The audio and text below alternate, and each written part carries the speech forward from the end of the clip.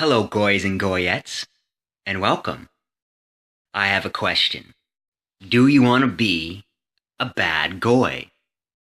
I know a lot of us get a kick out of being bad goys and goyettes on social media. We enjoy the posting. We enjoy, especially, I believe, being honest. In a time where so many white people, especially, are engaging in acts of self-deception on a daily basis. And we see this all the time, and this is truly what we're railing against in a lot of ways.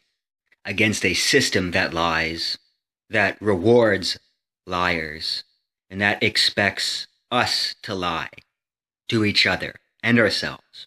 Now, with all of that being said, let us consider, case in point, a very honest white man who is very active on social media, and especially lately, who has been a bad goy. Paul Nehlen, of course, is who I'm talking about, and if you have not seen his social media, I highly recommend you follow him just to see what he's posting at the very least. But this is something we need to talk about, and it is a pattern of behavior I notice on the far right or with white nationalists or the alt-right in general. And that pattern of behavior is being honest. Regardless of how socially unacceptable that form of honesty is, or what we're being honest about, I should say. We will just speak the truth even if it leads to our death. Now, that's a quote that always struck a chord with me, that I always personally related to, because I will put the truth over my life, just like I'll put my people over my life. But let's consider something. Is complete truth always tactical? Is it always strategic?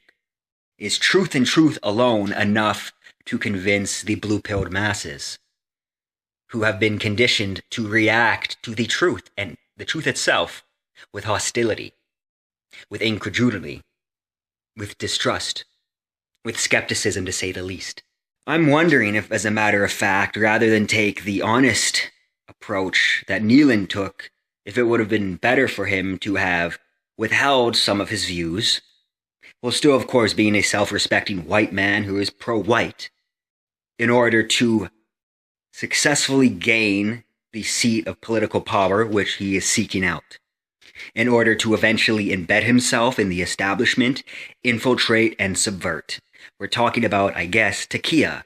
Now, this may grate you the wrong way. You may not want to take the approach of subversion, of infiltration, of living in the shadows, of hiding who you really are.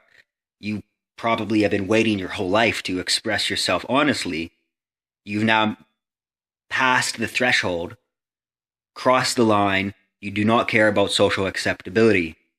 You care about presenting the truth to society. And you know what? That is honorable. I respect that. I'm like that myself. I've been doing as much for years. Doesn't matter how controversial it is. However, let's consider the effect of this. How successful has this strategy been? Certainly, we've shifted the Overton window. We've gotten more people to our side, to take our side, to see the truth. And there are characters or personalities, I should say, in our movement who should continue to speak the truth, raw, unfiltered. But I say that they should because they're in unique positions. They are being supported specifically to speak the truth. They are getting support specifically because they've spoken the truth and will continue. Monetary support, social support, peer support. These are all good things, and we should continue to provide a foundation of support for these people. But depending on the position you're in, you may actually be more effective insofar as what your pro-white advocacy is if you concealed some of your beliefs, embedded yourself in a sensitive part of the government or of the corporate world, because there, once they've started to trust you, you can undo everything they've been doing from the inside and really hit the pressure points. So we need to really flush out what our strategy is. I do not believe it is effective for all of us to be always honest all of the time about everything, depending on what it is we are pursuing and how our capacity within the pro-white movement can help white people. Now, as far as what Paul Nehlen has done and what he's been doing, and I'm sure what he'll continue to do, I am still on the fence as far as what would have been more effective, what would have done more for white advocacy. His forceful shifting of the Overton window on social media by addressing these issues as he has, by tweeting out a picture of the culture of critique. Certainly shifting the Overton window is always good, and maybe that's all he ever intended to do. Maybe he thought, well, I'm going up against Paul Ryan, the establishment. It is unlikely that I'd actually be able to make it through the media shitstorm either way, even if I hid some of my beliefs, considering what the mainstream media is doing to the pro-white, at least ostensibly or implicitly pro-white personalities, politicians, activists, advocates, etc. He may have made an assessment, he may have done a calculation and determined he won't actually be able to make it in that position of power, gain that seat, because he would be talked about the same way by the media anyways, regardless of whether he tweeted out culture or critique or not. So he made a choice.